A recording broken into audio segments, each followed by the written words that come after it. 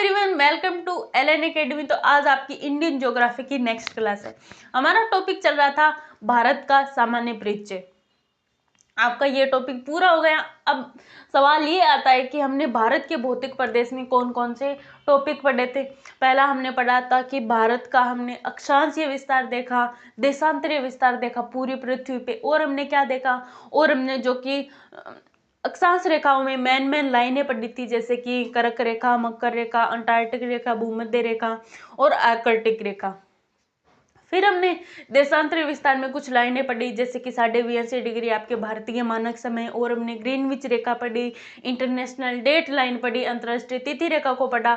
इस प्रकार हमने अक्षांशीय विस्तार देखा, देशांतरीय विस्तार देखा। फिर हमने देखा कि भारत का जो कि क्षेत्रफल के आधार पर कौन सा स्थान आता है पूरे विश्व में, और भारत की सीमा देखी, इंटरनेशनल जो कि सीमा देखी, जिसमें हमने सीमा का नाम देखा, जैसे रेड क्लिफ रेखा, मैकमोहन रेखा, डूरंड रेखा, 0 डिग्री या शून्य रेखा। इस प्रकार हमने कुछ रेखाएं पढ़ी। अब फिर हम आए भारत के केंद्र शासित प्रदेश में, यानी हम धीरे धीरे भारत के अंदर घुस गए। फिर हम आज का आपका टॉपिक होगा भारत के भौतिक प्रदेश, यानी कि भारत में कौन कौन सी स्थलाकृतियां पाई जाती हैं, मैदान पाए जाते हैं, मरुस्थल पाए जाते हैं, इन सबको हम जो कि भारत के भौतिक प्रदेश में पढ़ेंगे। तो आज का टॉपिक रहेगा आपका भारत। हमारा एक टॉपिक पूरा हो गया, भारत का सामान्य परिचय। अब आपका उस पूरे का पूरे टॉपिक का पीडीएफ है, आपको टेलीग्राम चैनल पे मिलेगा, और हमने जो टॉपिक पढ़ा इसकी क्विज भी आपको टेलीग्राम चैनल पे मिलेगी, जिसकी लिंक वीडियो के डिस्क्रिप्शन में है। तो आप हमारे टेलीग्राम चैनल को जरूर ज्वाइन कीजिए।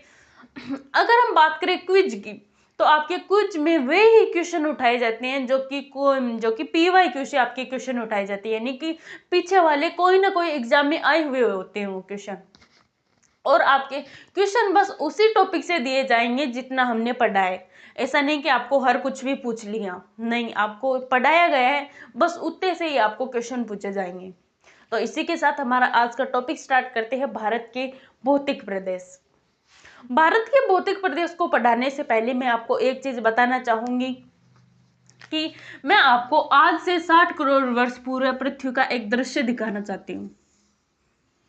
ये पृथ्वी है,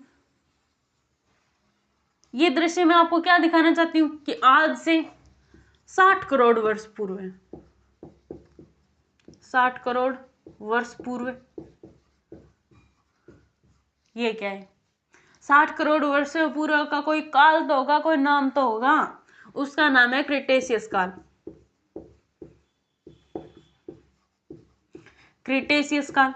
तो मैं अब आपको थोड़ी पृथ्वी पर क्रिटेशियस काल की थोड़ी शेयर कराना चाहती हूँ कि क्रिटेशियस काल पे जो कि पृथ्वी जो दो भागों में बंटी हुई थी। पहले तो कि पृथ्वी पर एक ही जो कि महाद्वीप पाया जाता था, जिसे हम कहते हैं पेंजिया। एक तो महाद्वीप पाया जाता था पूरी पृथ्वी पे, एक ही महाद्वीप, इसे हम क्या कहते हैं? पेंजिया। और उस समय पूरी पृथ्वी पर एक ही महासागर पाया जाता था, उसे क्या कहते हैं? महासागर को हम कहते हैं, पूरी पृथ्वी पर एक महासागर था जिसे हम कहते हैं पेंथालासा। यानी कि आज से 60 करोड़ वर्ष पूर्व पृथ्वी पर एक ही तो महाद्वीप था और एक ही महासागर था। एक महाद्वीप था जिसे हम कहते हैं पेंजिया, और एक ही महासागर था उसे हम कहते हैं पेंथालासा। अब हम थोड़ा देखते हैं कि ये हम पृथ्वी पे कहाँ पे दर्शाएं कि कहाँ महाद्वीप है और कहाँ महासागर है। लेकिन धीरे धीरे महाद्वीप टूट कर दो भागों में बंट गए, यानी कि पेंजिया के, यानी कि पेंजिया के दो भाग हो गए। पेंजिया के दो भाग हो गए। दो कौन कौन से?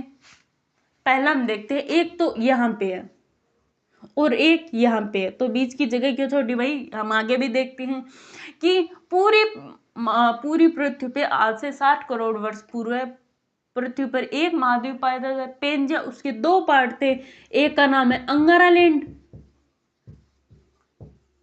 और दूसरा है गोंडवाना लैंड। गोंडवाना लैंड,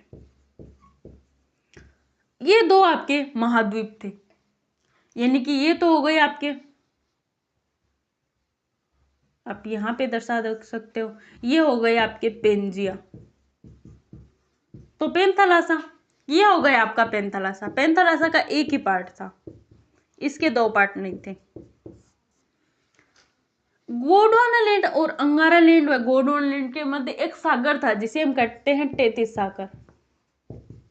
ये एक भूसन्नति थी। टेथिस सागर था जो कि अंगारालैंड व गोंडवानालैंड के। अब आपको समझ में आ गया कि पूरी पृथ्वी यहाँ पे ये एक जो कि महाद्वीप है जिसे हम कहते हैं पेंजिया। पेंजिया के दो पार्ट है, एक अंगारालैंड और दूसरा गोंडवानालैंड। पूरी पृथ्वी पे एक महासागर है जिसे हम कहते हैं पेंथालासा। अंगारालैंड व गोंडवानालैंड के मध्य एक सागर है जिसे हम कहते हैं टेथिस सागर। ये एक भूसन्नति है। अब आप आगे और देखो कि जब आप कोई भी चीज को दो तरफ से दबाव दोगे, यानी दो तरफ से आप दाब दोगे, तो वो चीज ऊपर उठने लगेगी। तो उसी प्रकार ये आपका टेथिस सागर होने लगा। जब अंगारालैंड व गोंडवानालैंड का मिलन होने लगा तो ये टेथिस सागर दो तरफ से दबाव पड़ने लगा, तो ये टेथिस सागर थोड़ा थोड़ा ऊपर उठने लगा।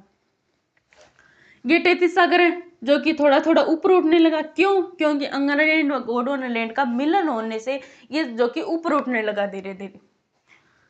तो ये एक पर्वत के आकृति में बन गए, यानी ऊपर उठा हुआ पर्वत की आकृति में होगा। तो आज ये भारत में हमारे जो कि हिमालय हैं, पूरी जो कि पृथ्वी पे आज ये हिमालय है।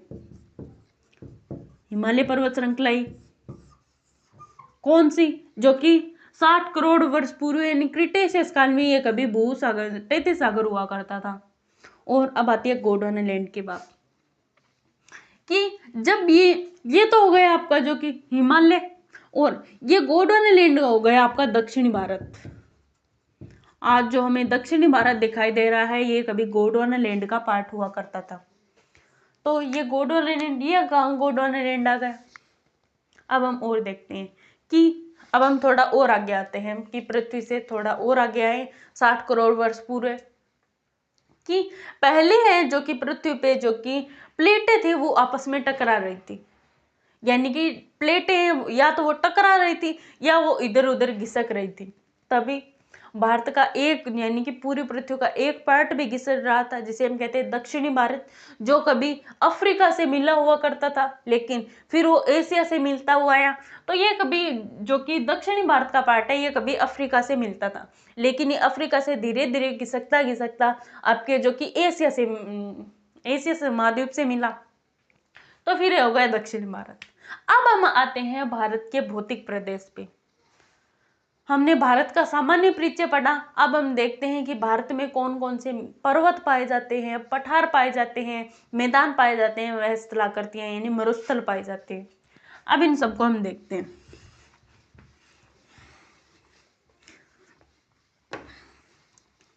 अब आप चाहो तो इस लाइन को हम लिख भी सकते हैं भारत के भौतिक प्रदेश पढ़ने से पहले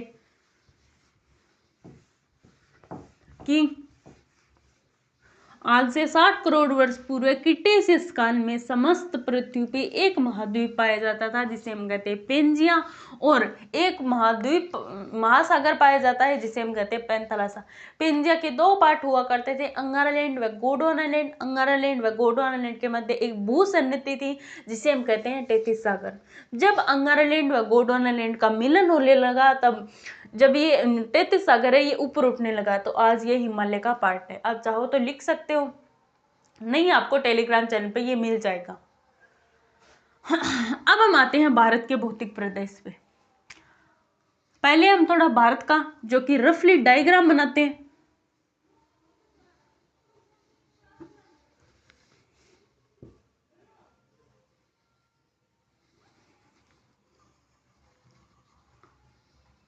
सभी बनाओ।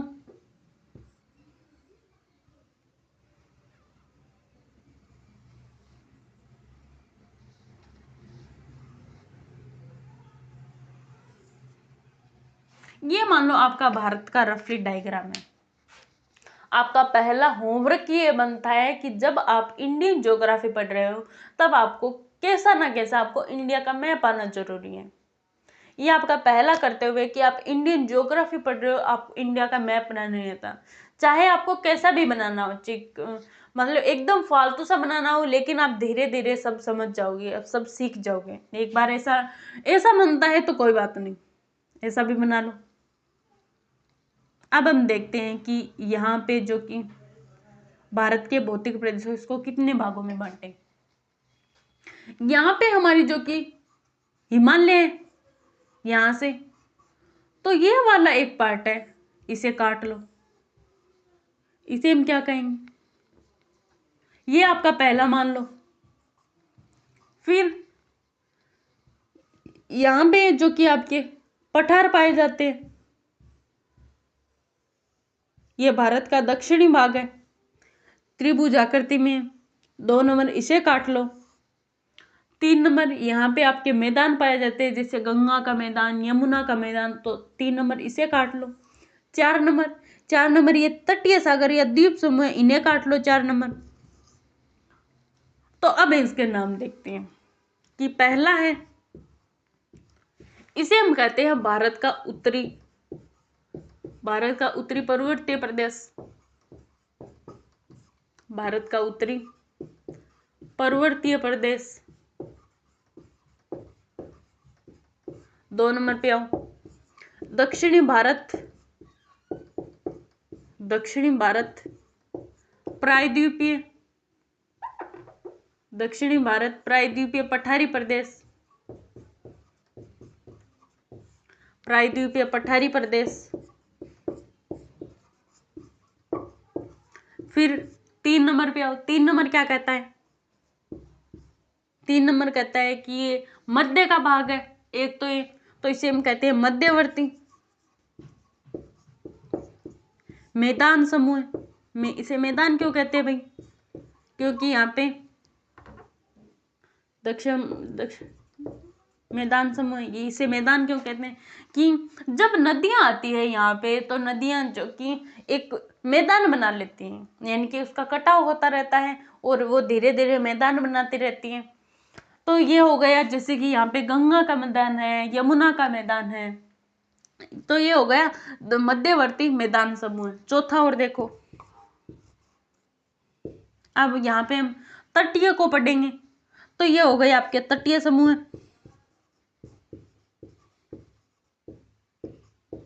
तो इन 4 महान जो कि भौतिक प्रदेश है उनको पढ़ेंगे। एक बार रिवाइज करो कि ये हो गया भारत का उत्तरी पर्वतीय प्रदेश, ये हो गया मध्यवर्ती विशाल मैदान, और ये हो गया आपका जो कि दक्षिणी भारत प्रायद्वीपीय पठारी प्रदेश, ये हो गया आपका मध्यवर्ती मैदान समूह, ये हो गया तटीय समूह। तो इन एक को पढ़ते हैं। तो पहले हम सबसे पहले उत्तर की ओर आते हैं भाई, चलो उत्तर की ओर। तो ये आपने नोट कर लिया होगा।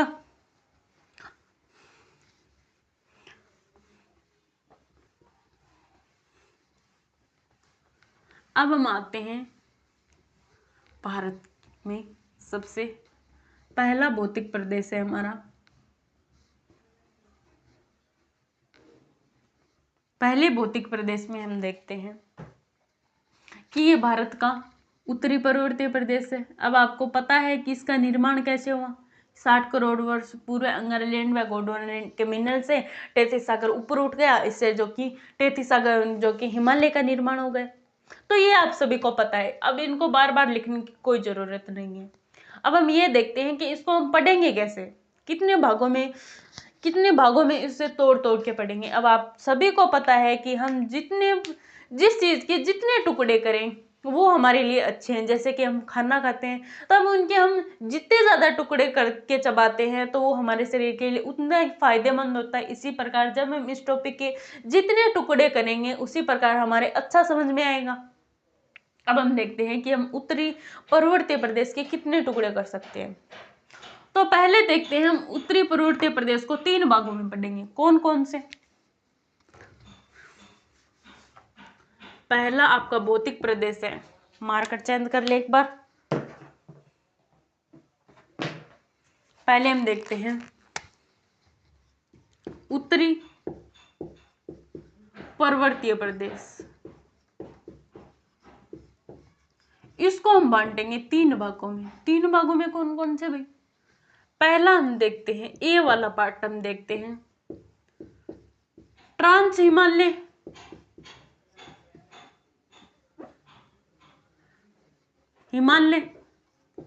इसे ट्रांस हिमालय कह दो, पार हिमालय कह दो, तिब्बती हिमालय कह दो, 33 हिमालय कह दो, कुछ ही कह दो आप इसे। ट्रांस हिमालय, पार हिमालय, 33 हिमालय, तिब्बती हिमालय, चलो इसके नाम लिख ही लेते हैं। 33 हिमालय,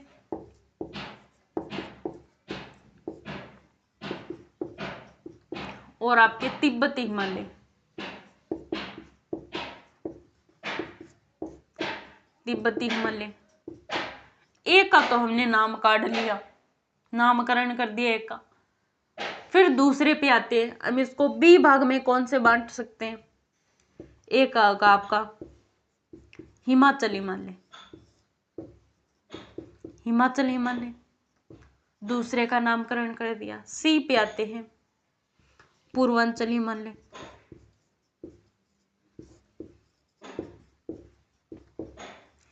तो हमने मेन पार्ट तो इसके 3 कर लिए। कौन कौन से?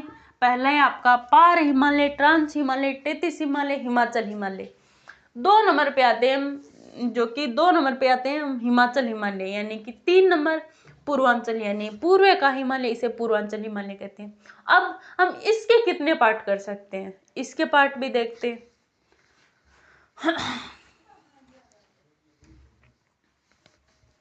इसके जो कि पार्ट देखते हैं, पहले हम देखते हैं ट्रांस हिमालय का पार्ट देखते हैं। पहले हम देखते हैं ट्रांस हिमालय के हम कितने पार्ट कर सकते हैं। ट्रांस हिमालय के हम 3 पार्ट करेंगे। कौन कौन से? पहला हम करेंगे काराकोरम, काराकोरम पर्वत श्रेणी, लद्दाख पर्वत श्रेणी,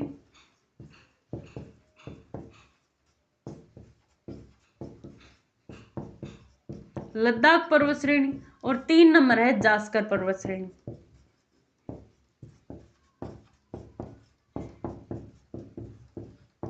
ये आपके 3 पार्ट हो गए। 3 पार्ट किसके हुए? अब पार हिमालय, ट्रांस हिमालय, तिब्बत हिमालय या 33 हिमालय, इनके हमने 3 पार्ट कर लिए। काराकोरम, यानी कि अब हम जो कि काराकोरम पर्वत श्रेणी भारत के सबसे उत्तर में है, लद्दाख पर्वत श्रेणी काराकोरम के दक्षिण में है, और जास्कर ये लद्दाख के दक्षिण में है। ये हम जो कि क्रमांक के अनुसार कर रहे हैं, उत्तर से दक्षिण की ओर क्रमांक से कर रहे हैं। ये हमारे ट्रांस हिमालय के 3 पार्ट हो गए। अब हम आते हैं हिमाचल हिमालय के कितने पार्ट कर सकते हैं। इसके भी हम 3 ही पार्ट करेंगे। पहला है हमारा वृत्त हिमालय, यानी सबसे बड़ा हिमालय। फिर आ जाओ मध्य हिमालय, 3 नंबर पे आते हैं शिवालिक श्रेणी, शिवालिक श्रेणी। ये हो गए हमारे हिमाचल हिमालय के 3 पार्ट। अब हम आते हैं पूर्वांचल हिमालय। पूर्वांचल हिमालय तो हम बहुत पढ़ेंगे, जैसे त्रिपुरा हिमालय, त्रिपुरा हिमालय यानी त्रिपुरा का हिमालय पढ़ेंगे। मिज्जो हिल्स, मिज्जो या लुसाई हिल्स,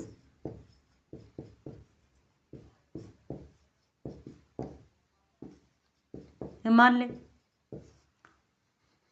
मणिपुर या लैमटोम हिल्स, लैमटोल हिल्स, लैमटोल हिल्स। तो पूर्वांचल हिमालय तो कोई अंत ही नहीं है, हर एक राज्य का अलग अलग नाम निकाल दो, जैसे कि असम हिमालय, अरुणाचल हिमालय। तो इस प्रकार तो हम इसमें तो छोटे छोटे पढ़ते ही रहेंगे, लेकिन ये आपका पूर्वांचल हिमालय, इसके तो हम या 7 या 8 पार्ट इसके हम करेंगे पूर्वांचल हिमालय के। लेकिन मेन आपके ये 2 है कि पार हिमालय, ट्रांस हिमालय के हमने 3 पार्ट किए, काराकोरम, लद्दाख, जास्कर। फिर हिमाचल हिमालय के हमने 3 पार्ट किए, जो कि वृत्त हिमालय, महान हिमालय, मुख्य वृत्त हिमालय, मध्य हिमालय, शिवालिक श्रेणी। तो ये आपके जो कि इतने पार्ट हो गए, 3 ये हो गए, 3 ये हो गए, और 3-4 ये हो गए। पहले हम पढ़ते हैं पार हिमालय, ट्रांस हिमालय, तिब्बत हिमालय, 33 हिमालय। इसमें से पहले हम पढ़ेंगे काराकोरम को, लद्दाख को, जास्कर को। तो अब आप पहली हेडिंग डालो। इस प्रकार हम जो कि हिमालय के इतने टुकड़े करेंगे और इनको एक एक को हम पढ़ेंगे। तो पहले हम पढ़ते हैं काराकोरम पर्वत श्रेणी। ये नाम आपने लिख लिए होंगे, तो एक बार हम इतना ही लिखेंगे, ट्रांस हिमालय। अब आप सभी को पता है कि ट्रांस हिमालय कितने नाम होते हैं, तो बार बार लिखने की इसको क्या जरूरत है, एक बार लिख लिया बहुत है। अब हम पढ़ते हैं ट्रांस हिमालय के अंदर। ट्रांस हिमालय के हमने 3 पार्ट किए। अब हम आते हैं पहले काराकोरम, लद्दाख, जास्कर। अब हम एक बार मैप के हिसाब से देख ले कि काराकोरम, लद्दाख, जास्कर है कहाँ, तो देखते हैं चलो। ये आपके भारत का जो कि उत्तरी भारत है, ये भारत का उत्तरी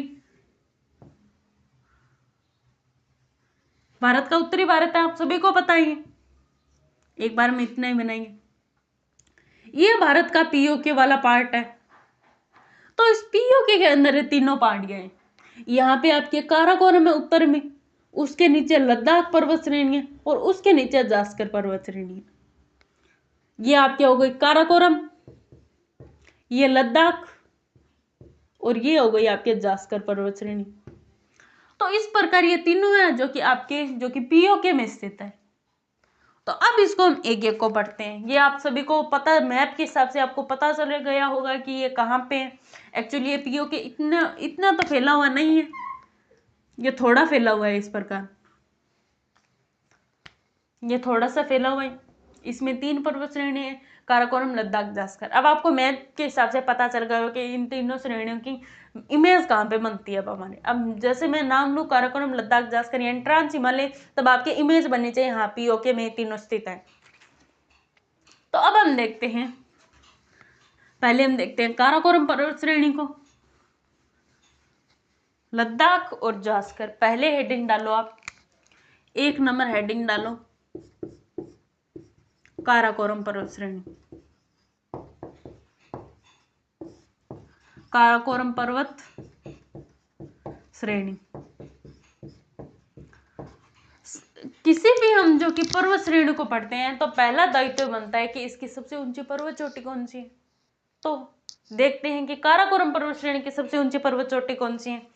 काराकोरम पर्वत श्रेणी की सबसे ऊंची चोटी है, उसे हम कहते हैं माउंट केटू, या इसका और भी नाम है गोडविना अस्टिन।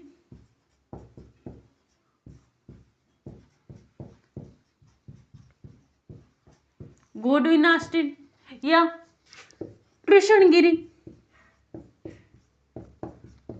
या इसे उच्च एशिया की रीढ़ भी कहते हैं। उच्च एशियाई की रीढ़, ये भारत की सबसे ऊंची पर्वत चोटी है, तो इसके नाम निकालते गई। अगर हमारे भारत में कई छोटी छोटी है लेकिन उसके कोई नाम नहीं है, भारत की सबसे ऊंची पर्वत चोटी है, तो इसका कुछ नाम निकाल दिया। इतने नाम निकाल दिए इसके, माउंट केटू, गोडविन अस्टिन, छोगोरी या उच्च एशिया की रीढ़ भी कहते हैं इसे। इसकी ऊंचाई कितनी है भाई, ये तो बताओ, नाम ही नाम बताते जा रहे हो। तो इसकी ऊंचाई है वो है 8611 मीटर, 8611। अब आप ये लिख सकते हो कि ये विश्व की दूसरी सबसे ऊंची पर्वत चोटी है। विश्व की दूसरी सबसे ऊंची पर्वत चोटी, दूसरी सबसे ऊंची पर्वत चोटी, विश्व की तो दूसरी सबसे ऊंची पर्वत चोटी है। पहली कौन सी उसको हम आगे पढ़ेंगे, लेकिन ये भारत की सबसे ऊंची पर्वत चोटी है। भारत की सबसे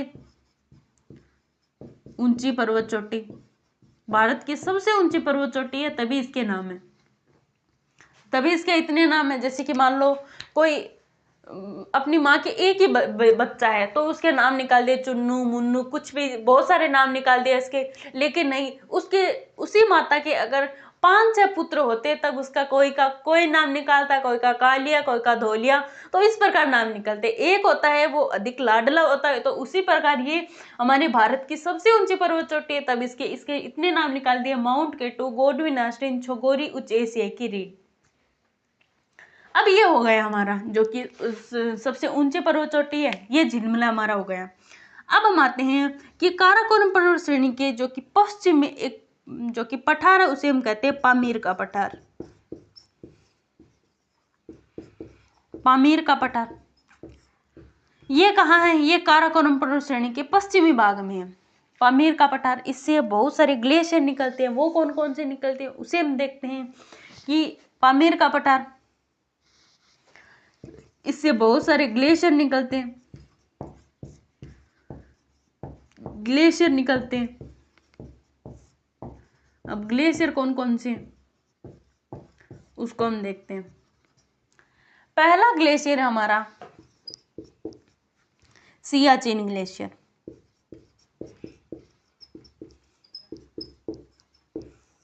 भारत का सबसे बड़ा ग्लेशियर सियाचिन ग्लेशियर। अब जब मैंने सियाचिन ग्लेशियर का नाम लिया तब आपको पता होना चाहिए कि हाँ, जब हमने भारत का जो कि विस्तार पढ़ा था, यानी कि अक्षांशीय देशांतरीय विस्तार पढ़ा था, तब हमने देखा था कि भारत का सबसे उत्तरी पीक पॉइंट है यानी इंदिरा कोल है, वो आपके सियाचिन में स्थित है यानी लद्दाख में स्थित है।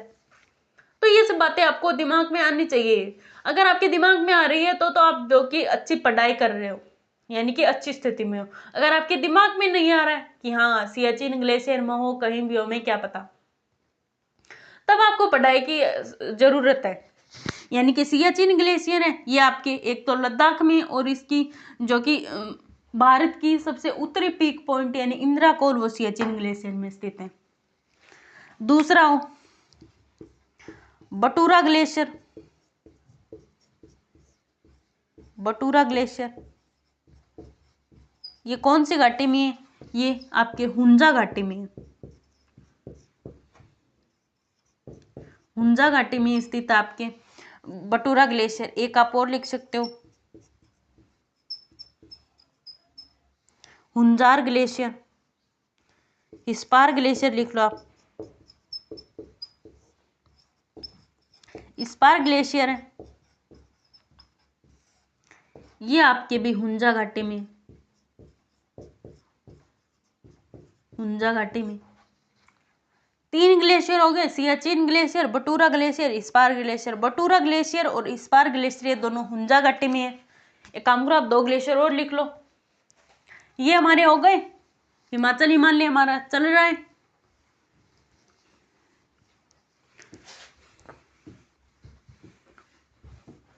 एक हो गया सियाचिन ग्लेशियर, एक हो गया आपके बटूरा ग्लेशियर, एक हो गया स्पार ग्लेशियर। अब हम एक दो और देख लेते हैं।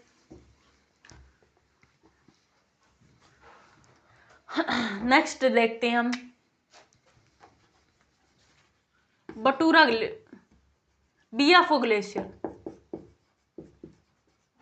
बियाफो ग्लेशियर ये आपके सिगार घाटी में है। ये सिगार घाटी में। बियाफो एक और लिख लो बाल्टोरो, बाल्टोरो ग्लेशियर ये भी आपके सिगार घाटी में ही है। अब ये सभी ग्लेशियर निकल कहाँ रही हैं? ये पामीर के पठार से निकल रहे हैं। हमने 5 ग्लेशियर पढ़ लिए। ये हमारे हो गए जो कि ग्लेशियर हो गए। एक आप देखो कि काराकोरम पर्वत श्रेणी की पर्वत चोटियां, अन्य पर्वत चोटियां कौन कौन सी? एक तो हमने देख ली माउंट केटू, और कौन कौन से हो सकते हैं? जैसे छोटी मोटी कोई तो होगी काराकोरम, काराकोरम पर्वत श्रेणी की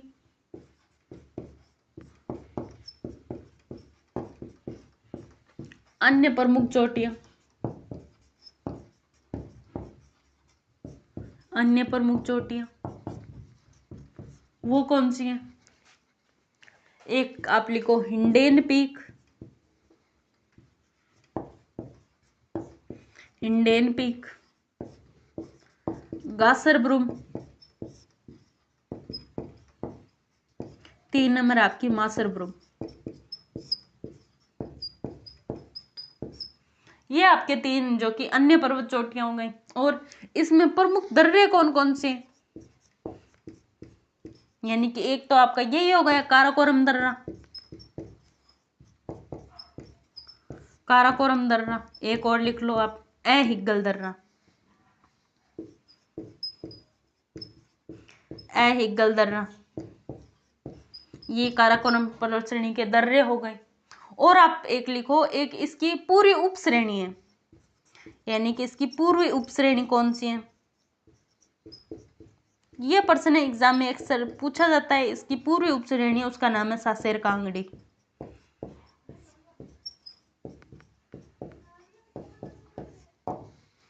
तो ये हो गई आपकी, हमने देखा कि काराकोरम पर्वत श्रेणी के कुछ ग्लेशियर देखे, जैसे कि Siachen glacier, Batura glacier, Baltoro glacier, spar glacier, ये कुछ हमने ग्लेशियर देखे। फिर हमने देखा काराकोरम पर्वत श्रेणी की अन्य प्रमुख चोटियां, उसमें से पहली आपकी हिंडेन पीक, गासरब्रूम, मासरब्रूम, दर्रे काराकोरम दर्रा, ए हिग्गल दर्रा, और पूर्वी उप श्रेणी सासेर कांगड़ी।